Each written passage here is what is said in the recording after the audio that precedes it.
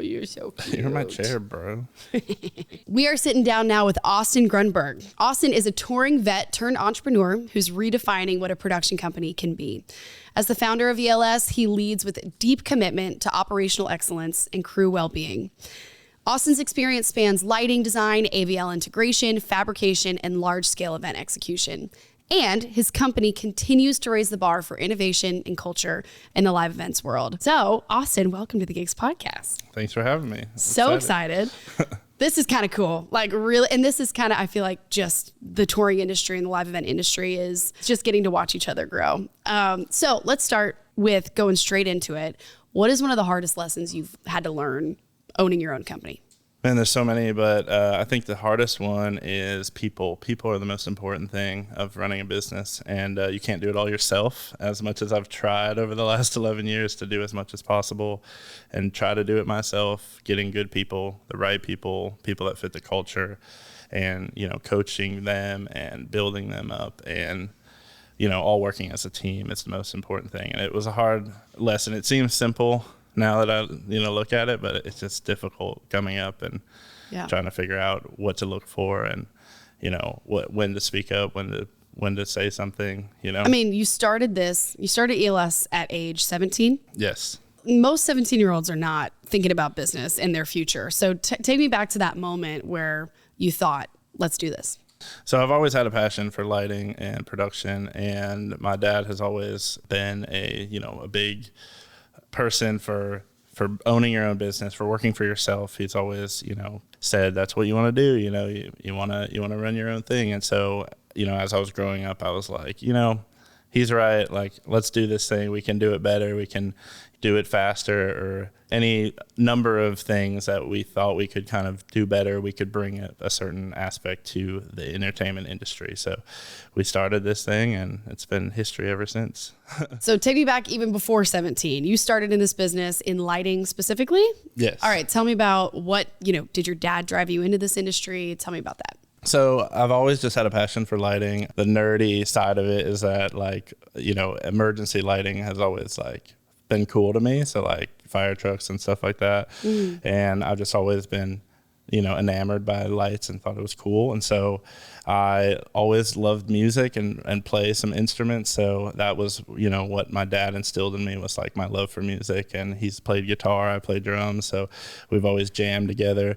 And so I was like, how can I combine the two? How can I, you know, make a career out of lighting and make money at it? And it was, you know, entertainment lighting and concerts and events. So the passion was strong. You know, when I was like 12, 13, I remember I would just be on Google, like researching like lights, like just nerding out over stuff that I thought was cool and like looking at specs and stuff. And then eventually I asked for lights for Christmas, a couple lights. I got 2 color palettes and a color strip from Chauvet, and just like, that was it. And that's all I wanted. That's all I got for Christmas was lights. And I started my own little company. And at that time it was called Ag Light, which is kind of a horrible name now that I think of it. AGLITE. So Ag Light was the first one. I still have an email with that. But, no way. And then, you know, fast forward, I kind of got into theater. We had an 8th grade play, started, you know, doing lights for that, doing theater and doing. You were the techie. Yeah, the techie kid. Love it. Yep. And we had a talent show, which I actually got to use my lights on. So that was like my first official gig as Ag Light as a company.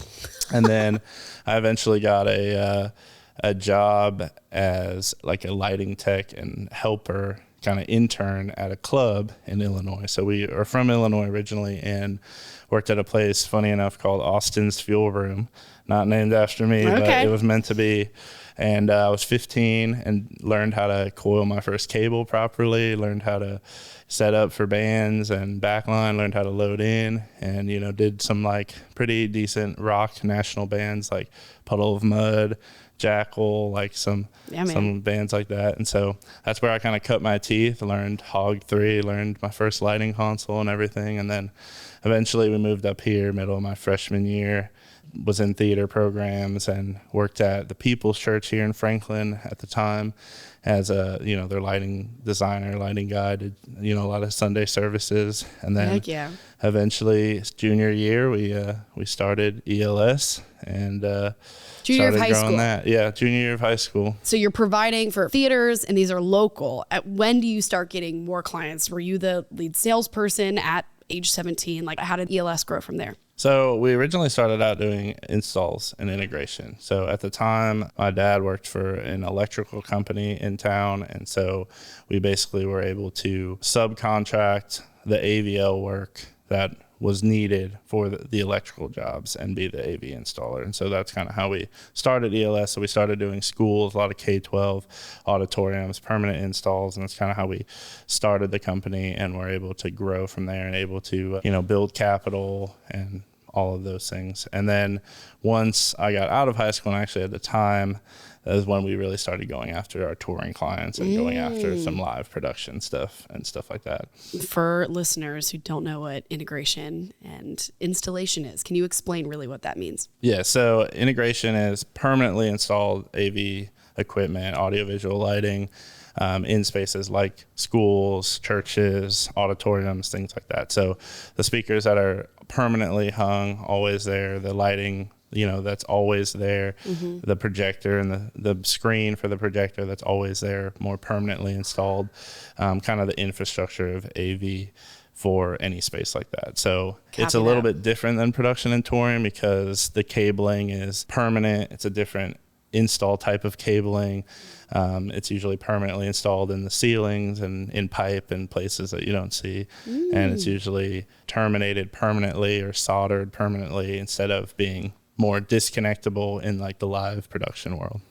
Got it. Okay.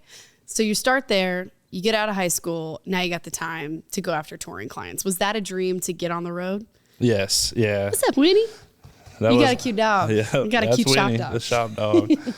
The goal was always to go on tour. Like that was the thing that I always wanted to do. Obviously in high school, I had considered getting out of high school early and getting my GED because the company was already going, at that point. But at that time, I was actually planning to go to college. I was like, MTSU was ready for me. They were hoping I was coming, but the company got so big and so we grew so quickly, so fast that I couldn't afford to go to college. Like we were already doing it. So it's like, I don't necessarily have to go to college. We're already succeeding in what we're doing. And so, it's kind of school of hard knocks. We're doing it. So let's do it. So didn't end up going to college. And I was actually able to go on my first tour right when I got out of high school, which was Maddie and Tay, and toured with them for several years and multiple positions. Learned a ton about more things than just lighting. I started as lighting, but then moved into guitar teching and monitor engineering and stage managing and backline teching. So I got to learn how to guitar tech, how to drum tech, and all these other jobs,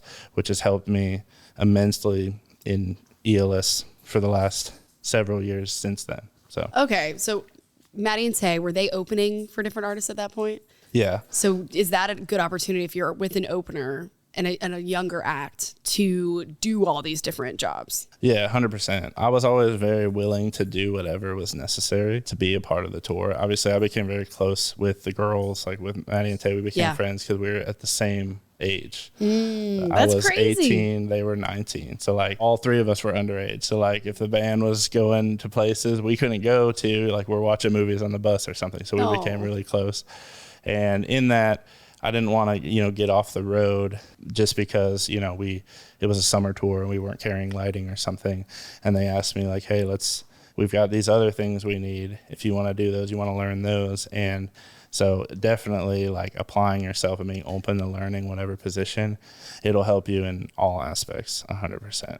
Wow. Guitar teching, drum teching, stage managing. What was your favorite out of all of the different positions you held? I think guitar teching was probably my favorite. So I guitar teched for the girls themselves. So dealing with their acoustics and a mandolin. And so, multiple times during the show going up and giving them their guitars and getting their guitars and like night after night and all the different venues, those exchanges on stage, the little kind of looks and smiles and stuff, or maybe they say something or maybe you say something, like depending on the show, like that was always fun. Those are like core memories. Sometimes messing up, you know, sometimes bringing the guitar a song early and then being like, oh, turning around and running off stage, you know, we're all human. So, yeah. And then laughing about it afterwards or, you know, whatever it is. So it was a lot of fun doing that. I also really I did monitors for a while. So that's kind of where I cut my teeth as learning how to audio engineer. And so that really expanded my audio knowledge versus just being mostly lighting. Doing it all, man.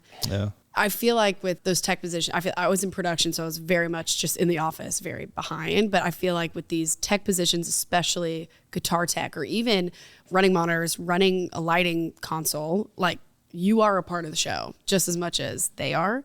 Do you feel like that performance, it's going on and you are performing? Do you feel like that your creativity gets to be stretched in that way? Oh yeah, it's one of those things, like it's high pressure, I would say, like those things, because there is a lot, like you're part of the show. Like it's I don't necessarily want to compare it directly to like missing a note as a band member, but like if they don't have their guitars or they're out of tune, like it's a very noticeable thing. And so just making sure that you're on the ball and, you know, you can kind of thrive in the pressure is kind of what I would say. So you're with Maddie and Tay that summer. What other artists did you then hop on tour with? So obviously we were on support tours. Yeah. So we were on tour with Lee Bryce. We were the opener. And funny enough, Dylan Scott was our like opener on that tour, which I met those guys, and Dylan Scott's actually still a client to this day, of ELS client. So look at that. It's all relationships, as you know, most people in the industry know, but that's how far back I was 18 and met the Dylan Scott guys, and they're still a client today. Well, I'm going tomorrow night. Oh yeah? Are you guys going? We have a show. Yeah. Okay, cool. We'll be doing Waka Flocka at F&M Bank Arena in Clarksville. How did you get Waka Flocka, man? We've been doing Austin Peay's like homecoming and stuff. Yeah, that's their homecoming show. It's Waka Flocka at the arena. Are you going? We're doing the whole thing. The truck's loaded and everything tomorrow. That's awesome. So, yeah. So cool. All right, so you're doing all these different job titles. You're learning so much, which is only helping you as an entrepreneur, you as the owner of this company. How is the business running behind the scenes? Is Glenn handling it? Do you build a team? How does that work? So at that time it was tough. I'm not gonna lie. I mean, it was 3 days of touring. While I was on tour, I was, you know, doing paperwork and designing and stuff. And then as soon as you get back, it's like right into installs. So, you know, Monday, Tuesday, Wednesday, we'd be catching up. I'd be working 12, 15-hour days, 20-hour days to keep the installs on track. And then Wednesday night, be back on the bus and go back on tour. So it was 7 days a week. It was worth it because I was learning so much on tour and having so much fun on tour and just so much experience and stuff. And then we were also running the business. But it eventually got to a point where I had to come off the road because it was too much, and ELS was just growing too fast, and we needed to hire people, and I needed to be focused on ELS full time. So was that a tough moment for you? A little bit, yeah. It's funny. I still get to fill in on tour once in a while, so I still go out, and when I go out, I kind of like second or third day, I'm like, I don't miss this as much as I thought I missed it. You know, it's like, yeah, this was fun. It's like to be back out there, but it's not for me anymore necessarily. But I like ELS. I like the, you know, the grind here. So, yeah, I mean, the way that you got to flex your mind running this too. All right. So you're doing installs, and then have you ever been talking to a client and realizing it's just maybe not the right fit, maybe not the right culture fit? You know, what do you look for in partnerships and working with other people? To be honest, I think any entrepreneur has trouble saying no. We definitely have trouble saying no. And for the beginning, you know, we didn't really say no ever. I mean, it's kind of hard to, but we're good, fair people. Like, we want to collaborate, work together, and we want to innovate and kind of like push your design or push what your, you know, live show is to the limits that we can within whatever budget that you have. Like, that's kind of what we bring to the table, is think within the box, but think outside the box, you know what I mean? Even if there's a budgetary box, because I think the best creative ideas happen when you do have a financial box around you, because you have to figure your way out around it. Yeah.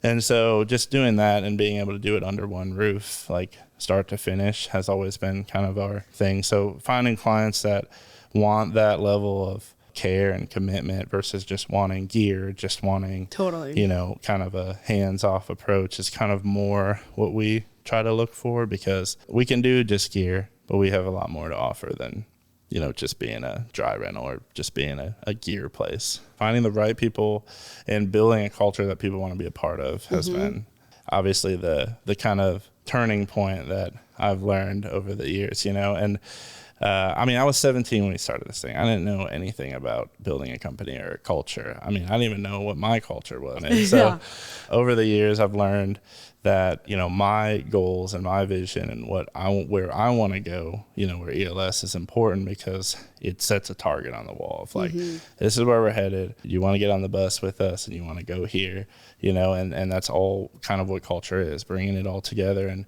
everyone's like, yeah, I want to get on that bus and I want to go with you to there. You know what I mean? And doing that was a big turning point for me because till probably about 3 years ago, we did not have culture. Like we didn't have a target on the wall. It was just kind of like, let's just get we're the job doing done. Jobs and making money and doing, that's all it was about. And you can go to a certain point with that, mentality, but eventually you have to sit down and go, okay, what's our long-term goal? What's our short-term goals? And what do we stand for? What are we about?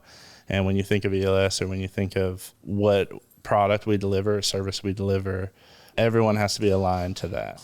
What are your short and long term? Like, what did you kind of think about? What did you, when you see ELS at that time in 10 years, what did you see?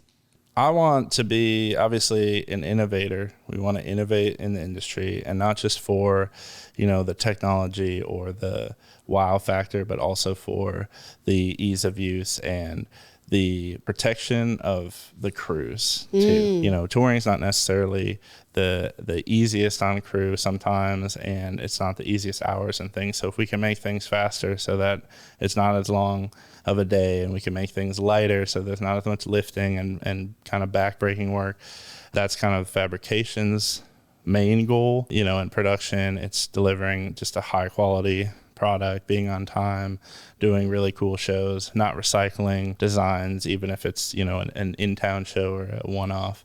And, integration is just having very clean installs and clean racks and everything. So it's basically just overall the arching, mission vision is kind of just to be a leader in innovation and high quality work and protecting the culture of the industry and the people of the industry as well. It's a big goal, man. Good for you. That's such a beautiful vision and mission. So as part of really being an innovator in this fabrication, you guys had the idea of how do we make things better, more efficient, innovative.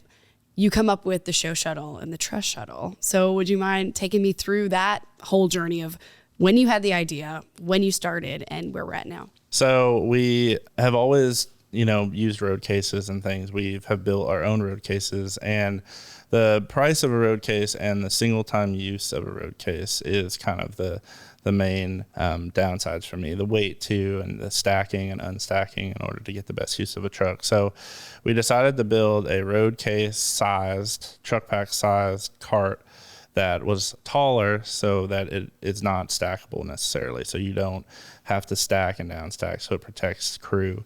And they're more efficient because you can put more things on them because you have a bigger box to use, and they are lighter and faster and easier on crew. And so that's the ShowShuttle's vision, is kind of just making it faster to load in, being able to put more stuff on it, and not having to stack, so it being easier on crew. Why are cases a one-time use sometimes? So most of the time, like, cases are foamed out or they're built specifically for a certain type of fixture. And so they can only, in regards to a lighting case, they're specifically foamed out and padded exactly for a light. Or maybe it's a wardrobe case, so like it's only a wardrobe case, or it's a work box with drawers, or it's a guitar vault. So there's all these different cases out there, but like they're kind of a one-time thing. Like if you, as a small to medium company like us, like if you had a guitar vault and you needed it to be something else, it's not that easy to make it into something else. So having something be modular and reconfigurable is kind of the whole idea with the ShowShuttle series. Wow. Again, that's like the best innovation. That's the best entrepreneurs, is feeling and experiencing the pain and then knowing, wait, I think we can do this better. So how did you start coming up with the designs of the ShowShuttle? So just wanted it to be truck pack size, wanted it to be able to fit through a standard doorway. So they're 78 inches tall, doors 80 inches, so it can go through a man door, because, thinking about it in the like one bus with trailer tours or smaller companies, clubs, things like that, there's a lot of those places that don't have a roll-up door, they don't have a garage door, maybe they have double doors or something. Like we've all been in, some of the, especially in the country circuit, some of the honky tonks that are like, ramping through the front door, 3 ramps and, onto the stage, and there's no loading dock. And a lot of those, like there's no forklift and things like that. So you're taking stage hands or, your crew, and every day you're having to downstack some like pretty heavy cases. And at the end of the night, you're having to restack cases. And so the idea is to be able to use the ShowShuttle instead of some of those cases and not have to downstack and still be able to go through a standard man door, commercial man door. So cool. How long did it take to design and get your first, what is it called? What's the first? Prototype. Yeah. So we've been developing it for probably 6 years now. Gee. It has been not necessarily a front burner thing because it's kind of R&D. So with running all the other things of ELS, it hasn't necessarily been a first priority the entire time, but it's been kind of working in the background, and we finally have got it to see the light of day and finally got the prototypes. And the thing is, like, our attention to detail and quality is, I don't want to release a product that's not like vetted 100%. Got it. So we actually have Gen 1 ShowShuttles out at multiple companies that have been road tested, have been used, and there's been feedback and good and bad, and we've made those changes already. So the product has already been iterated. Like, we call it Gen 2 internally, but it's like Gen 5. Like, we've reiterated it, re-prototyped it multiple times. So the product that we have today is not patched together. I didn't want to come to market until we had all the kinks worked out and we had it as modular and as universal and configurable as we possibly could get it. So that is so freaking exciting. In order to do and work as much as you're working and doing, you got to have a passion. Are there days where you just do not want to be doing this? What do you do on those days? Where does your mind go? It's tough. We're all human, and we have those days. Everyone has those days, no matter how driven or passionate you are about something. And, sometimes you have to listen to yourself. You have to give yourself some grace and sit back and breathe. Sometimes, like, my favorite saying is tomorrow's another day, because, like, sometimes it just doesn't happen, especially in the creative realm. I've always been more creative at night, and business works during the day, the morning, right? I'm not necessarily a morning person. So building my schedule to be able to work at night, maybe, or during the times I have to be very creative. Maybe it's changing my surroundings. Maybe it's I'm going to go work in a park or a coffee shop. And maybe it's just listening to myself and going, I've been burning it hard. Time to take a breath. I'm going to watch movies and be lazy. And it's okay to give myself those, those days sometimes too, That's huge. That's huge, because then as owner, if you're burnt out, then you can't lead the team, and that's beautiful. We have so much to get into, and we have so many people here to talk to, but I want to just do a quick little rapid fire with you. So, what was your first concert you ever went to? Disturbed at the Rave Eagles Club in Illinois, historic venue. How old were you? Probably 12, 13. Hell yeah. You got a good dad, man. What was the first show you ever worked? Probably Puddle of Mud was probably the first national act that I worked and loaded in and everything. What is one piece of gear that you take with you to anywhere you work is a must, and it's like changed your life? I would say the DMX Cat. So DMX Cat is like a troubleshooting tool for lighting. You can remotely troubleshoot lights and address them, change their address and everything. And like, it has saved us on multiple occasions from having to bring truss in or climb ladders and remotely fix stuff. So it's on every gig, always in my backpack. Good to know. That's a great, gosh, people are like, I don't know my phone. I'm like, all right, yeah, that's a great answer. Is there anything else? We're going to be talking even more today, but is there anything else you want to share about your vision and about your company, about what you guys are bringing to market, or about your team? I would just say that we're striving to have a very high attention to detail. We're trying to deliver the best possible product and service we can. And we have a long list of products, a long list, because we listen and we talk to the industry, to people. And like, I get DMs of like, hey, you should build this. Hey, a better version of this. Hey, a better version of this. And so, listening and trying to carve out the time to develop all of these other products. I mean, we like have a running list of like things that could better the industry. And so, we're definitely trying to listen and to do that, to better the industry. So the ShowShuttle and the Truss Shuttle are just the beginning. Just the beginning. Yeah. Let's freaking go, man. We have tons of modules for the ShowShuttle coming, and then we have like a whole list of things that we're going to end up bringing out. Let's go. Well, thank you so much, dude. We're going to get Glenn up here, and thank you so much. This is thank awesome. you. Yeah.